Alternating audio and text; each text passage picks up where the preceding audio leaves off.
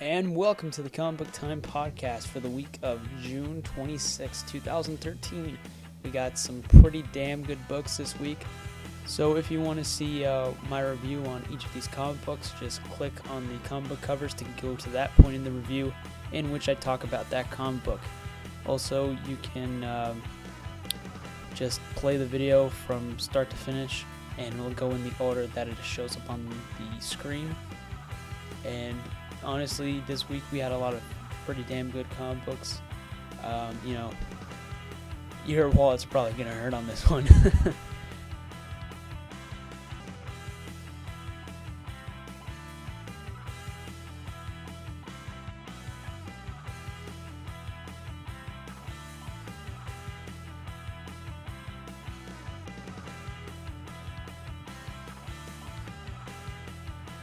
And our graphic novel review of the week is Red Hood and the Outlaws, Volume 2, The Starfighter. Alright, so let's talk about Batman and Superman, issue number 1. So I'm going to say right off the point, the art is amazing! It's fantastic, it's phenomenal.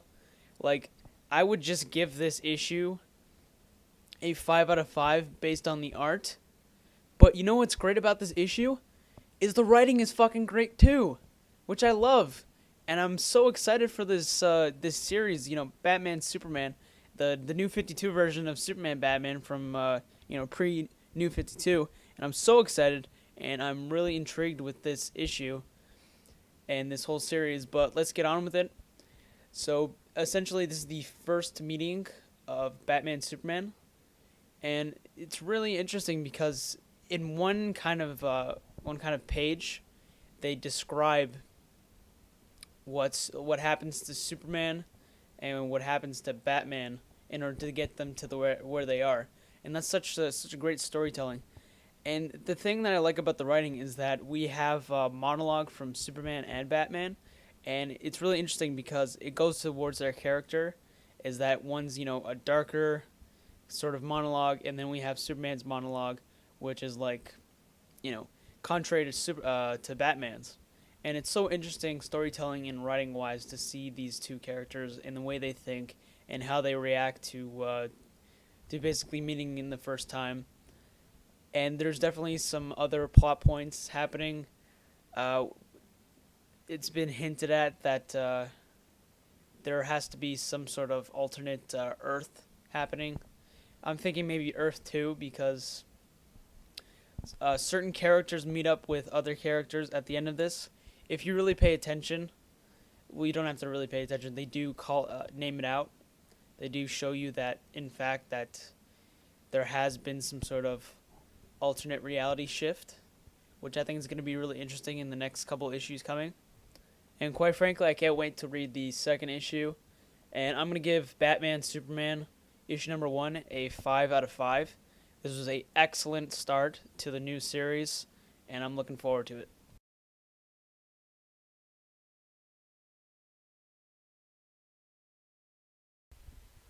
Alright, so the next review is Adventures of Superman, issue number 2.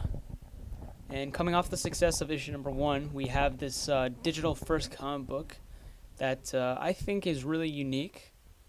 And the reason I like the Adventures of Superman and why I think the Adventures of Superman works as a comic book is that the title says it all. Essentially, when you read this, it's just the adventures of Superman. The storylines don't really have to coincide with each other. The writers don't even coincide with each other. The artists and writers are different every single chapter, which is nice. It keeps everything, balanced, and there's always a sense of wonder when you turn to the next chapter, seeing how different writing styles compare to other chapters, or how different artists draw certain, characters, or how they interpret the Man of Steel. And for the second issue, it's chapters 4 to 6, and of course you can get these digitally on the on any store that you can find. Most recommended would be DC Comics app on the iPad. Um, what else? Basically, I'll talk about the fourth issue. I like the fourth chapter. It's definitely this. It kind of pays homage to this idea of what Superman truly is, and I like the art on that one. And the writing was pretty good. The fifth chapter deals with Superman and Lois trying to get the big scoop, kind of like a contest, like a reporter Hunger Games, who's gonna get the headline first. But every time Clark tries to get to the actual story that he's trying to write, a whole bunch of different villains start attacking, and then it just becomes so repetitive and hilarious that even Superman himself is just like sighing and saying like, "Oh, come on."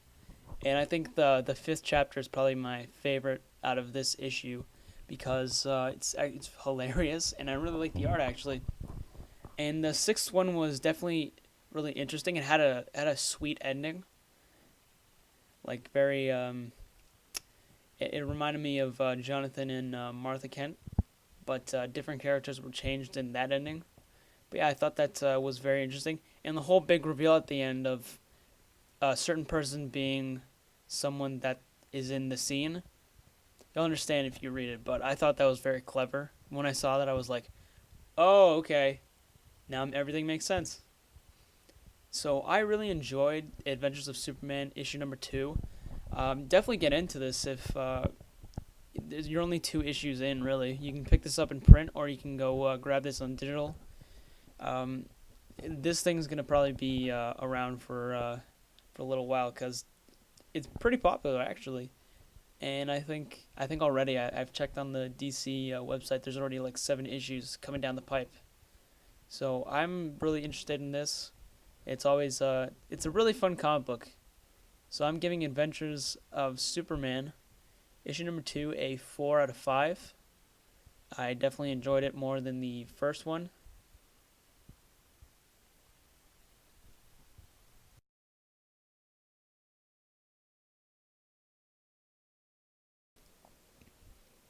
So our next comic book is Justice League of America issue number 5. So as you might have read the fourth one, we had to deal with the death of Catwoman. And I'm just gonna go ahead and spoil it. She's alive. It was Martian Manhunter.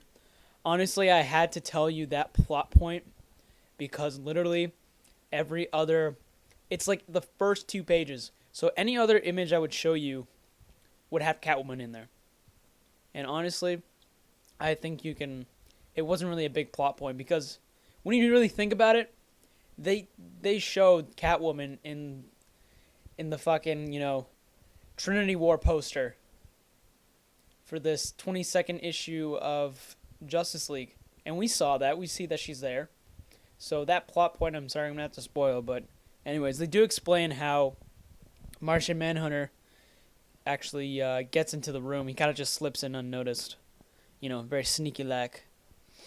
So how did this issue fare? I think it was very interesting for this issue. It really feels like the team is starting to work together, very, very slowly starting to become more and more of a team and proactively working together to take care of the secret society.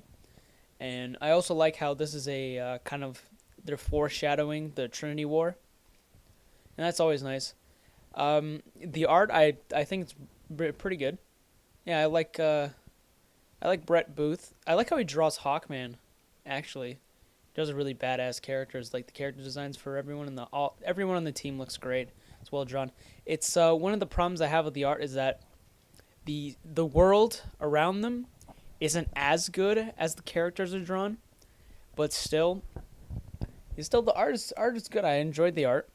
So in this one we figure out how the Secret Society mansion works, and we get a new character, or I think it might be a reintroduced character. I'm not gonna spoil who that is because that's like further into the issue. And by the end of this, they do set up possible storylines that are happening in Trinity Wars, and I think this isn't the last time we're going to see the Secret Society. Maybe they'll be in the Trinity War. Who knows? But all I know is that this story is going to continue in Justice League issue number 22, and that'll be the first part of Trinity Wars. But anyways, I'm going to give Justice League of America issue number 5 a 4 out of 5.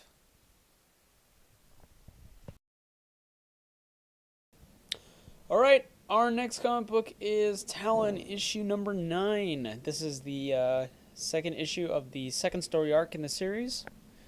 So what did I think of Talon issue number 9? Honestly, it was okay. You know, there's nothing really special about this issue. The art was alright. The story, I think the story really was just... Honestly, this issue was just to move. It's just the setup for probably like the next couple of issues are going to be on Santa Prisca. Or, you know, taking down Bane and Sebastian Clark. But honestly, this issue was just okay. It wasn't as good as the other issues. Definitely every other issue that's been in the series right now has been much superior than this. But and also one thing I wanted to mention is that it's such a misleading title for the Birds of Prey guest starring. They don't really guest star in this issue. The first panel has Batgirl in it, and that's it. That's your guest starring Birds of Prey. And that's very misleading, so that's unfortunate if you're a Birds of Prey fan. And honestly, again, just it's an okay. It was alright, you know. It definitely wasn't bad. You know, it definitely moves the story along, and, you know, it's going to be interesting to see what they do with the continued storyline with Bane and Sebastian. So I'm going to give Talon issue number 9 a 3 out of 5. Hopefully this series gets the next issue continues the greatness that was the other issues. So our next comic book is The Wake issue number 2. And does Snyder and Murray, do they deliver? Well, I guess we're going to find out. So I'm just going to put out my thoughts about issue number 2 right now. I thought it was excellent. I thought it was fantastic. I'm really interested to see what happens in this series. I'm really enjoying the story, and it's essentially right now I'm really interested to figure out what's going on. This issue sets up so many different mysteries and questions, and it also gives some answers, or not even answers, theories of what this creature might be in this in the tank. Some people think it's a mermaid. Dr. Archer has this interesting idea that they're actually humans who are Neanderthals that were actually in the water and adapted more and more to the water until, you know, legs to fins, as one of the doctors points out. And there's all these different other themes, like there's all these different dream sequences, and I think the themes in this are really interesting, and I'm really wondering what's going to happen with this series. It's so interesting, and, you know, this is a page turner, really. You know, and what really makes the pages pop out is the use of color and the art. Sean Murphy is a great artist, and Sean Murphy is accompanied by Scott Snyder's really compelling writing, and this was amazing. You know, I'm really surprised with The Wake issue number 2. So I'm going to give The Wake issue number 2 a 5 out of 5. I'm really impressed with this series so far, and I'm definitely interested to see what happens with it. Okay, so our next comic book is a new series from Image Comics called Lazarus. I'm going to start off with Lazarus issue number 1. So a little disclaimer on this review. I do recommend that you do in fact read the first page is description. it definitely gives a lot of context to what's happening in the setting in the world. But anyways, let's start off with the review. Um, my initial thoughts is that I thought this was actually very good, and the writing is very well done. From the first page, it's is really intriguing how we get a kind of a description of what's happening in detail of the main character being killed, and of course the writing is complemented by the great art and fantastic use of color. Um, as you can see, that the art itself is really good at depicting a very mature tone, and the art and everything works for the tone and setting that the writer is trying to get by. So the main story is that the Earth has now been basically, it's a post-apocalyptic universe, post-apocalyptic world that has basically the rich people kind of staying rich. They're kind of weaponizing with the government, and the non-rich people are known as the waste, and it seems that they are trying to there's some sense of a rebellion against the family or families, because there are multiple rich people in this universe, and the reason why the family are doing so well is that they control by power, and they actually take some of the people who aren't as rich as they, and they give them they give them shelter, but they do put them to work in this post-apocalyptic world. And it seems to me that the waste are trying to mount a counteroffensive. So if I had to compare the themes of this comic book series as it stands with this one issue, it kind of reminds me of some of the elements of The Godfather when it comes to crime families and whatnot, and maybe the Fallout video game series. That kind of post-apocalyptic world setting is definitely prominent in this comic book series.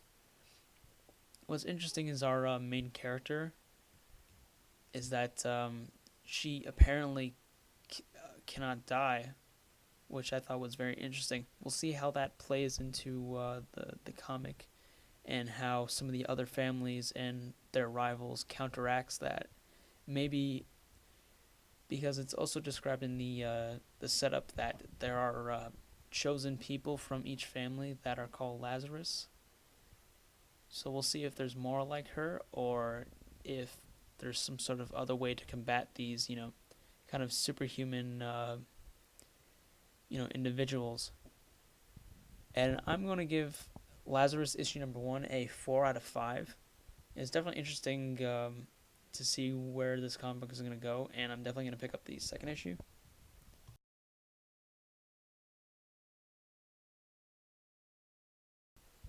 Alright, our next comic book of the week is Sex, issue number 4. Yes, issue number 4. So, I'm going to give my general thoughts right now.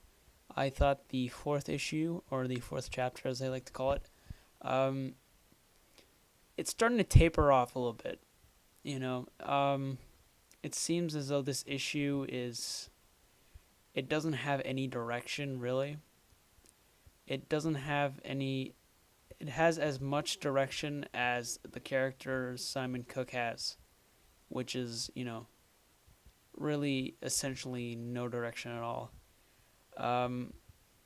It seems to me that this is just kind of like a filler issue, that we're just trying to get a glimpse into the man that Simon Cook used to be, and sort of incorporate specific characters from his past. And it seems to me that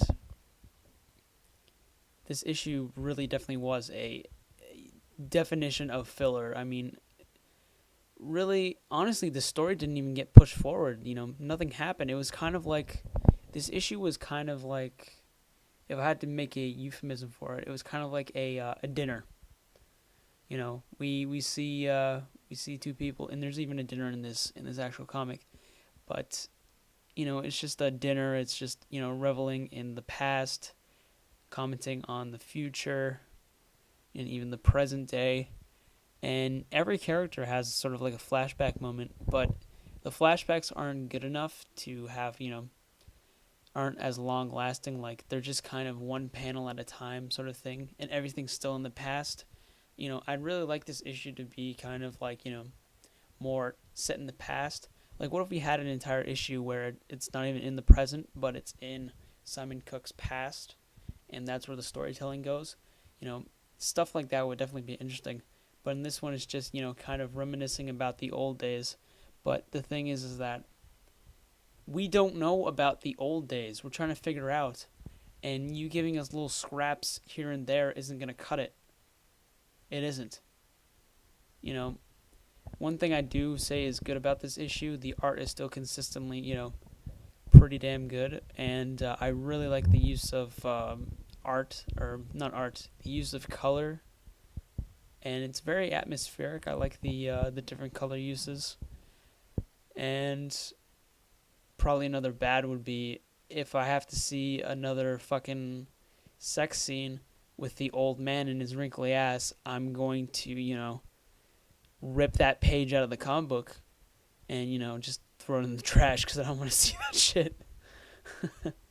But all in all, this was a really mediocre issue. I'm going to give it like a 2.5. Nothing really happened. It's kind of disappointing.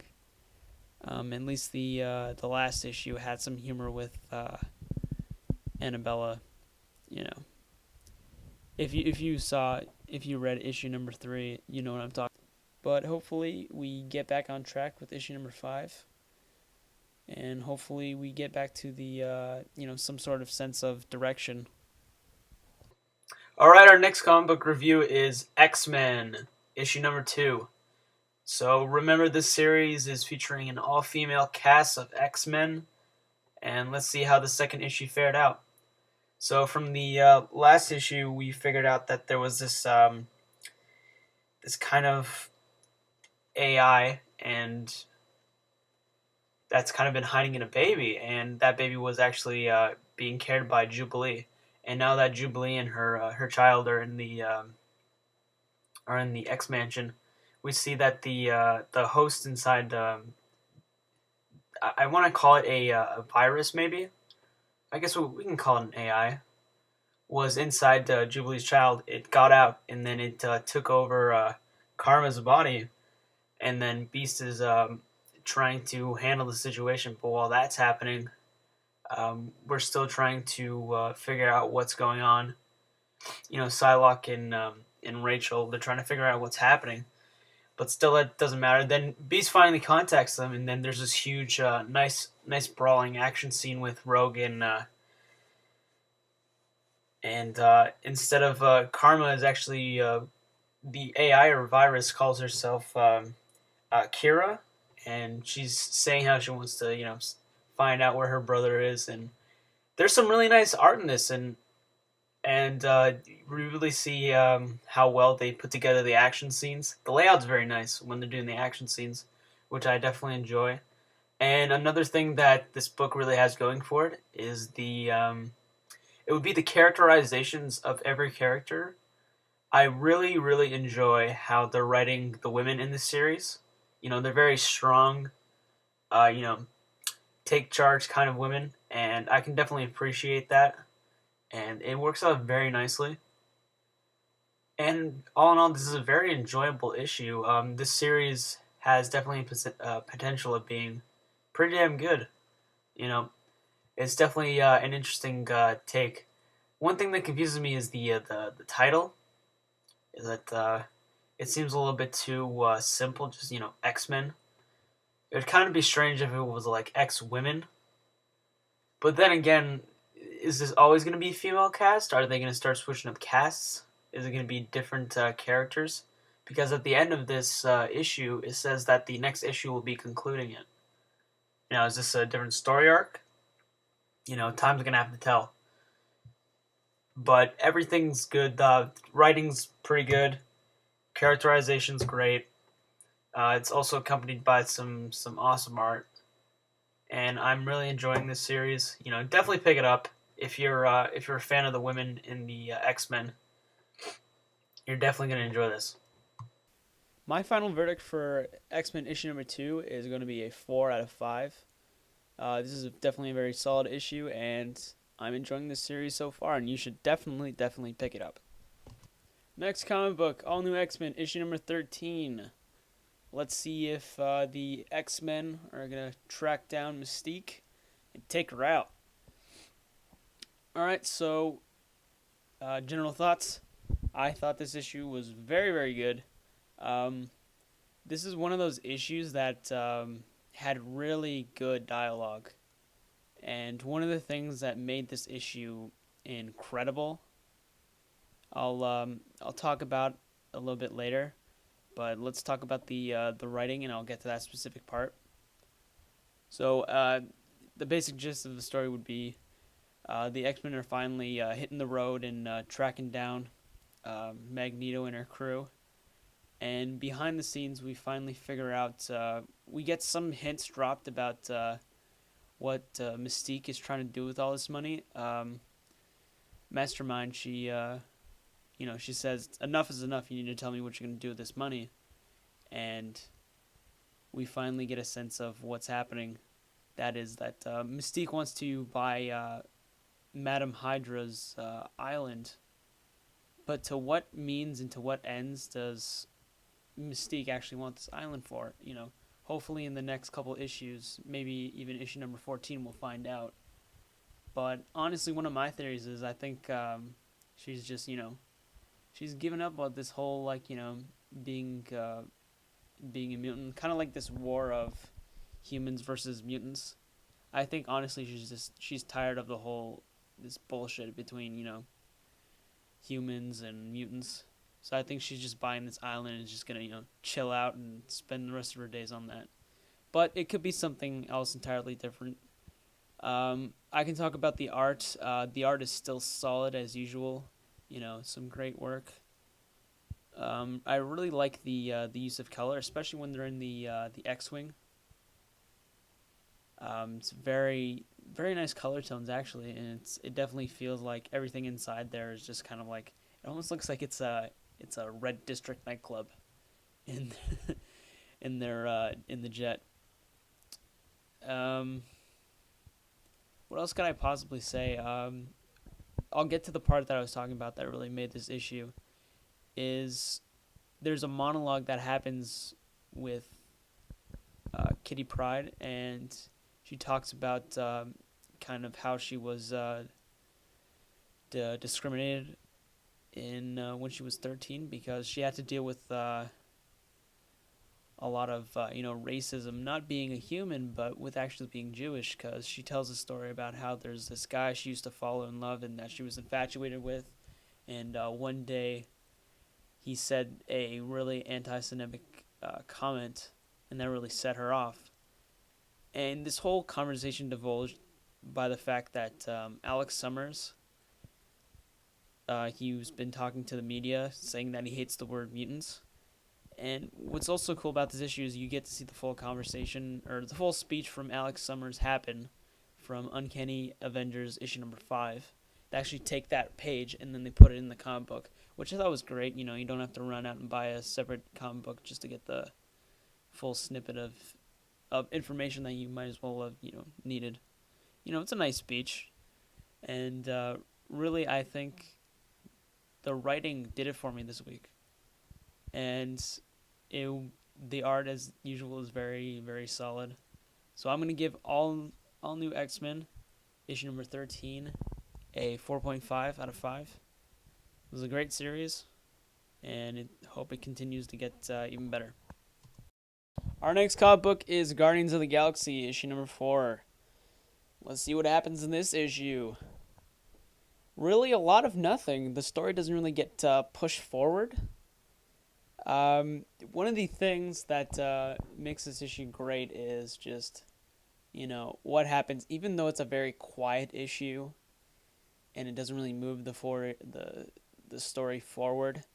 It's almost like a night of partying with the Guardians of the Galaxy, and essentially,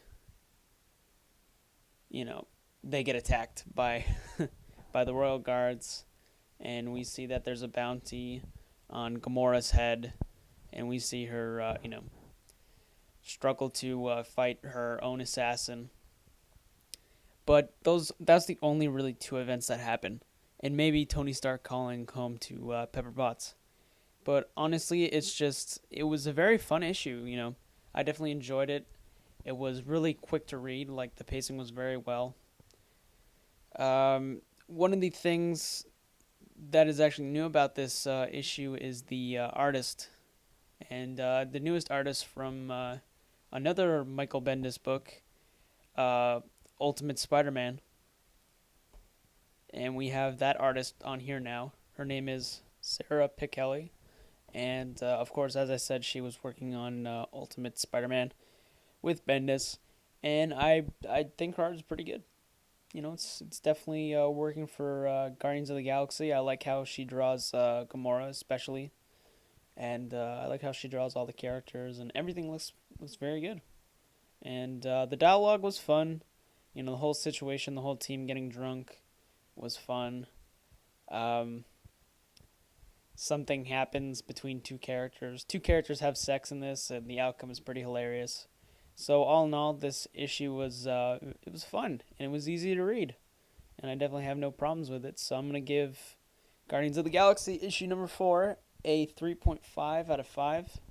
Hopefully, we get back to the storyline in the next issue. Our next comic book of the week is Age of Ultron, issue number 10, AI. It seems we have a new writer from Daredevil fame, Mark Waid. And he's now writing this one issue of Age of Ultron.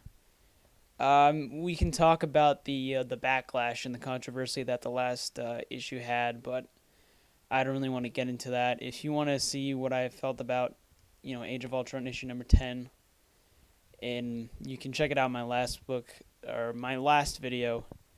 Definitely check that out on my thoughts on Age of Ultron issue number 10. But anyways, this book. This issue really doesn't do anything for the Age of Ultron storyline. It does feature Ultron himself, but it's just Hank Pym, recapping what happened in last issue, which we really don't need because, literally last week was Age of Ultron issue number 10, so we don't need a recap.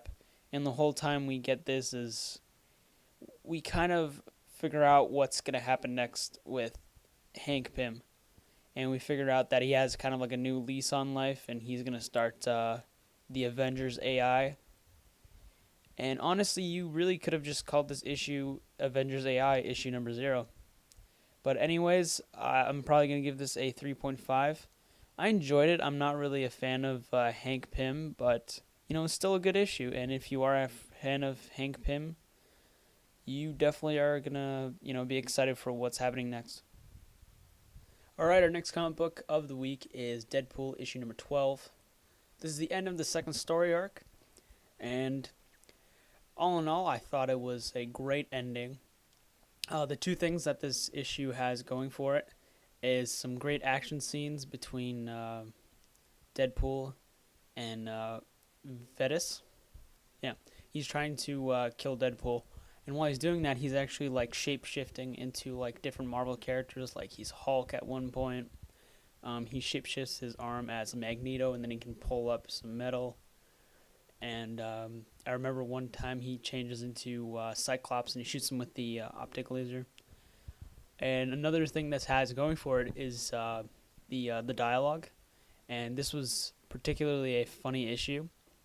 And definitely very while Deadpool's getting his ass kicked, he's still making, those funny remarks. And it's definitely nice dialogue.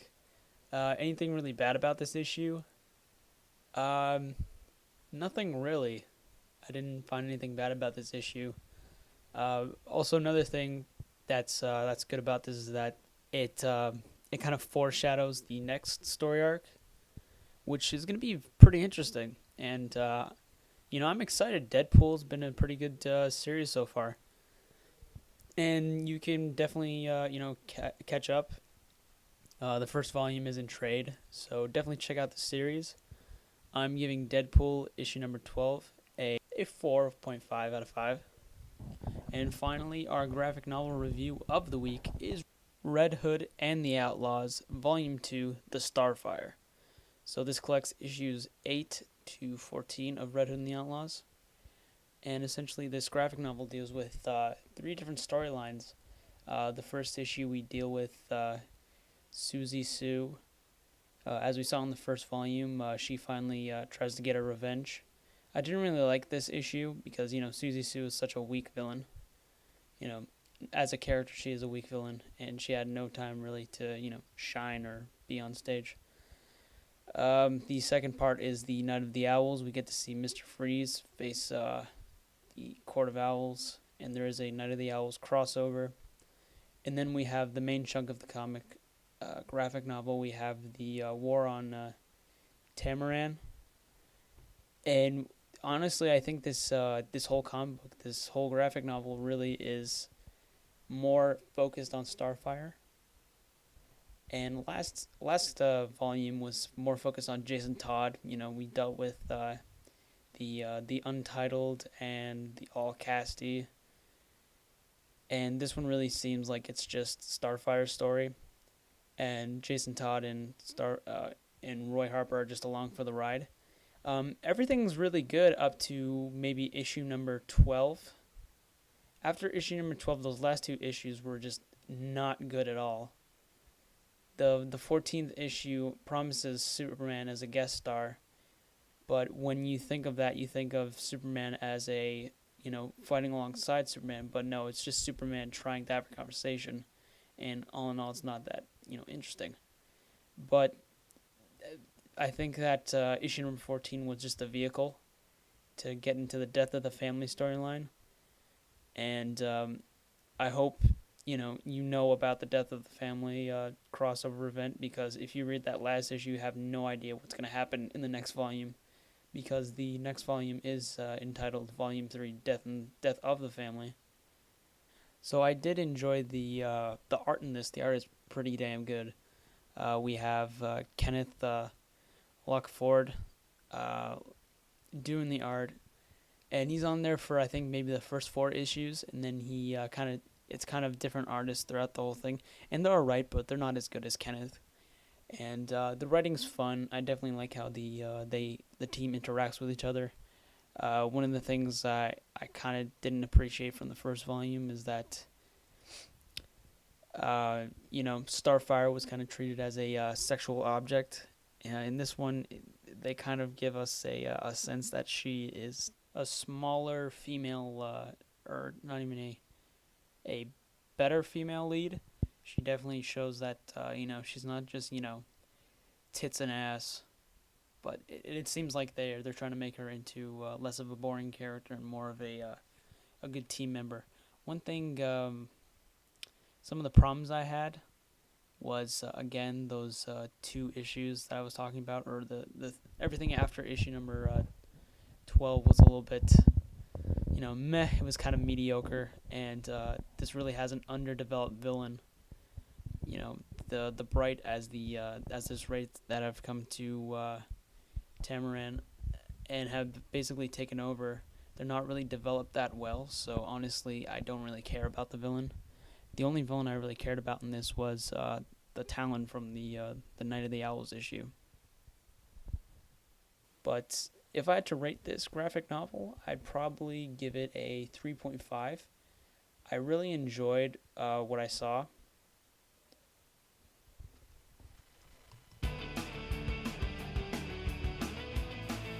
And that's it for the Comic Book Time podcast. Make sure to like and subscribe, and check out the last week's episode of the Comic Book Time podcast.